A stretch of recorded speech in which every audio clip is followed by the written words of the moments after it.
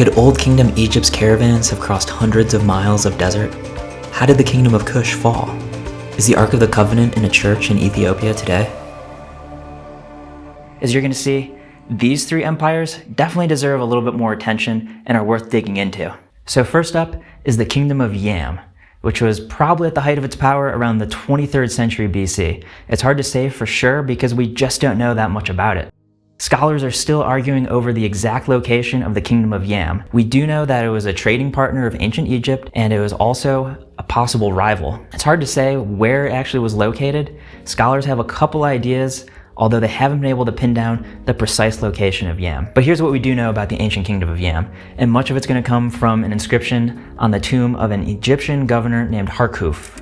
Harkhuf also lived during the 23rd century BC, and he served King Pepi II, among others. According to the inscriptions, Yam was a land of incense, ebony, leopard skins, elephant tusks, and boomerangs.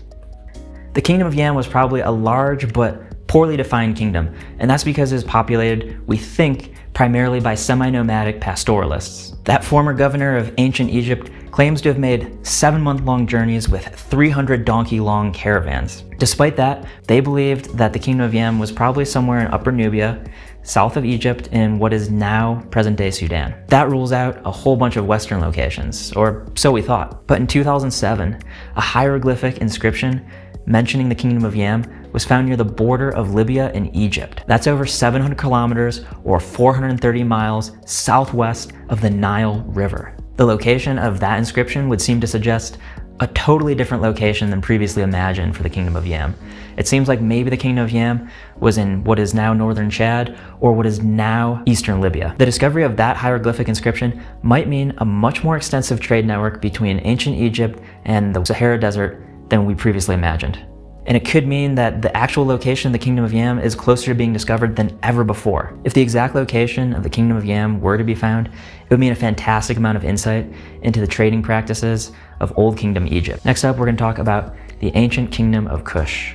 Known in ancient Egyptian sources for its abundance of gold and other valuable natural resources, this ancient kingdom was located in the region of what is now southern Egypt and northern Sudan. The Kingdom of Kush was probably at the height of its power around 750 BC, but the origins of this kingdom extend way farther back in history than that. In the region of what would become Kush's capital city, Kerma, ceramic artifacts dating back to 8000 BC have already been found. And by 2400 BC, we know that Kush had a complex, stratified society with priests at the very top of it and supported by large-scale agriculture. The kingdom was eventually conquered and exploited by its northern neighbor, Egypt, around 1500 BC. They were able to keep control over Kush for almost 500 years. But in the 9th century BC, instability in Egypt allowed Kush to regain its independence. The rulers of Kush also built pyramids and they promoted their construction across the Sudan.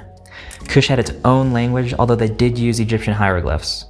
Kush was a fascinating melting pot of influences as they mixed Egyptian culture with their own and that of African cultures to the south. In one of history's great reversals of fortune, Kush conquered Egypt in 750 BC. And for the next century, the Kushite pharaohs ruled over a land that outstripped their Egyptian predecessors. They stayed in control until 671 when the Assyrians invaded and they pushed the Kushite rulers back south. The Kushites moved south, but they reestablished themselves at a city called Meroe. At Meroe, they broke away from Egyptian influence and they developed their own form of writing. That script is not fully understood today, thus obscuring a great deal of Kush's history, unfortunately. The influence of the Kingdom of Kush gradually declined until the 4th century AD when they were invaded by their northern neighbor, the Kingdom of Aksum.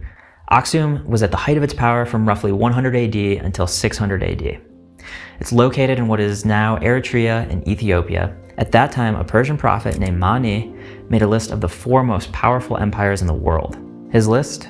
Rome, China, Persia, and Aksum. Aksum was able to become so powerful thanks to its prime location in the Horn of Africa. It had access to both Nile and Red Sea trading routes, and it had large supplies of gold and ivory to trade with. Aksum's power and prosperity allowed it to expand into Arabia. We know Aksum traded with Egypt, South Arabia, the Byzantine Empire, Persia, China, they're all over the place. Coins from Aksum have been found as far away as India. One of the really interesting things about Aksum is that they adopted Christianity in 330 AD, which is about the same time the Roman Empire adopted Christianity. Aksum continued to thrive through the early Middle Ages. If not for the rise and expansion of Islam, Aksum might have continued its reign in East Africa. But after the Arab conquest of the Red Sea coastline, Aksum lost its primary trading advantage over its African neighbors. This is kind of ironic because just a few decades earlier, an Aksumite king had given asylum to early followers of Muhammad, allowing the expansion of that religion, which was going to ultimately unmake the Aksumite Empire. It also didn't help that nearby nomads were encroaching on Aksumite lands at that time. So those are some of the facts about Aksum, but that place has also been the subject of countless legends and myths over the centuries.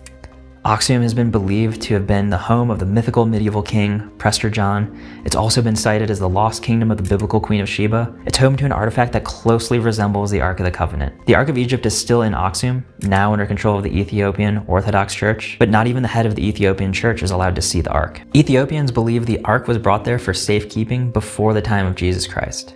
And there are many stories about how it got there, but there's not much hard evidence to go on. So could the Ark of the Covenant be in the Church of St. Mary of Zion in Ethiopia right now? Maybe. One man claims to have actually seen the Ark though, which is pretty cool because he's the only one. During World War II, Edward Uhlendorf, a history professor, he said he saw it while serving as a British Army officer in the region. Uhlendorf described the Ark as unremarkable and probably of later construction than biblical. Maybe it was made during the Middle Ages, he said.